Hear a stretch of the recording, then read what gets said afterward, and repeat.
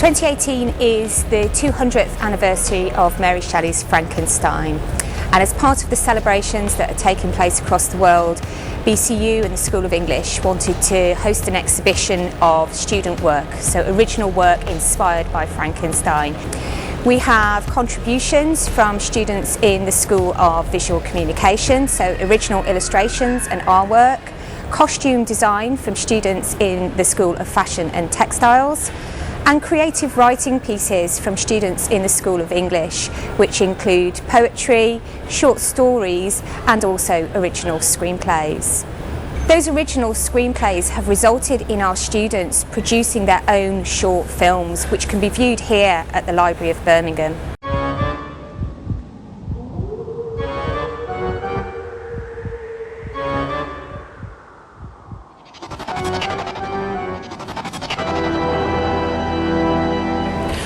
It's really exciting to be here and see all the works that have been created for this exhibition.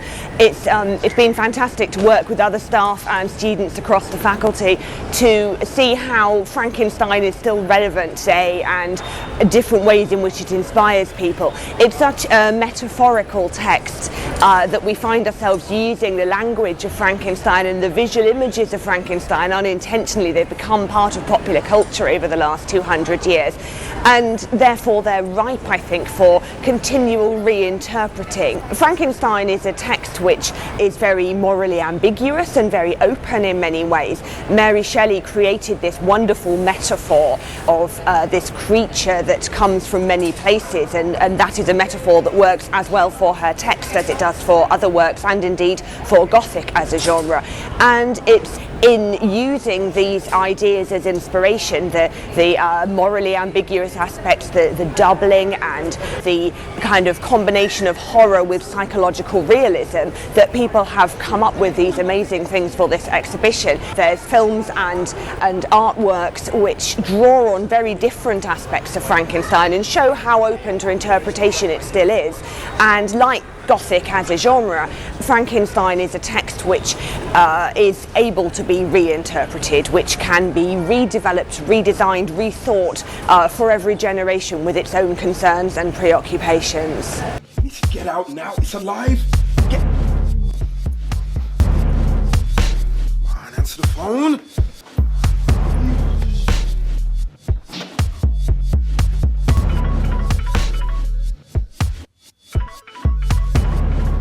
Yeah, so I was part of the Smartphone Filmmaking Workshop in the summer. Basically, a bunch of us got into a room with Andy and a few other guests as well, basically to make a short film for Frankenstein.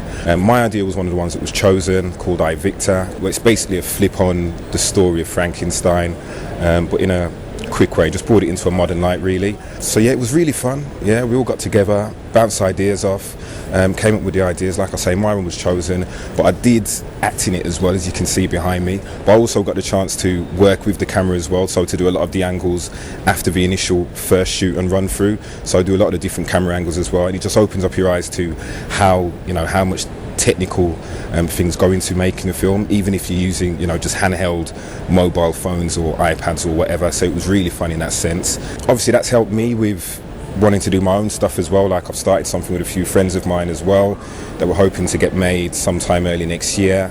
But yeah, we've got a few more things in the pipeline now, but being able to do that has made life a lot easier in terms of expectation when going out to do stuff financially.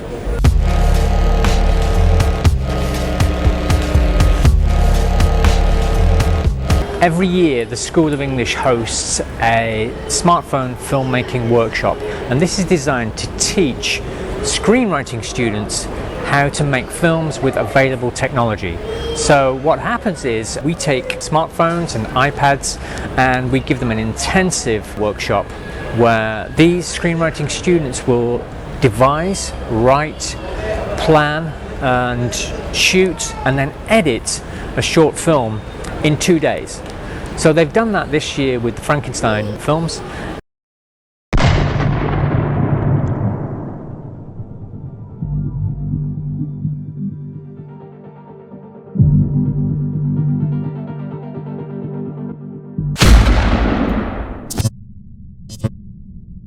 So I made Bardo, it was over the summer of 2017. I thought I might as well just make my short film. It wasn't a medium I had really started looking at yet, but I had what I thought was a really good idea. So I got together a group of friends who I knew were really comfortable with acting, and so then I approached Andy, who is my screenwriting tutor, about hiring out parts of the university to film it, and he gave me the go-ahead. I borrowed the School of English's equipment, which was iographer kits and iPads, and I shot the film over about 8 hours, over 4 days, over 2 weeks.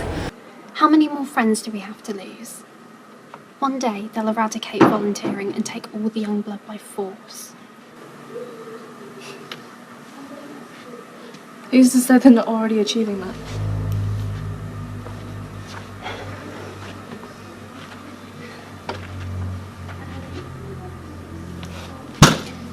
Writing is generally a solitary activity, whereas filmmaking is very much a collaborative experience, and getting the chance to do that is very valuable for a writer, because you realise just what's involved. For any writer, it's definitely really important, especially a screenwriter, it's very important to try and engage in the process of filmmaking. You learn how difficult it is, how collaborative it is, and just how much can go wrong.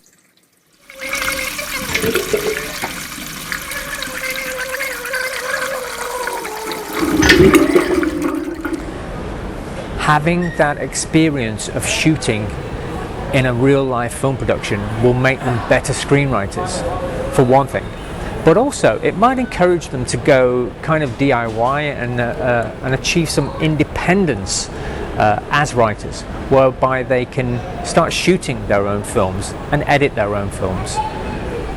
And instead of having just a short script, say, gathering dust and not getting it made and relying on other people to get it made for them, they can go out and they can do that. So in a very short space of time, they make that journey from being solely writers to being filmmakers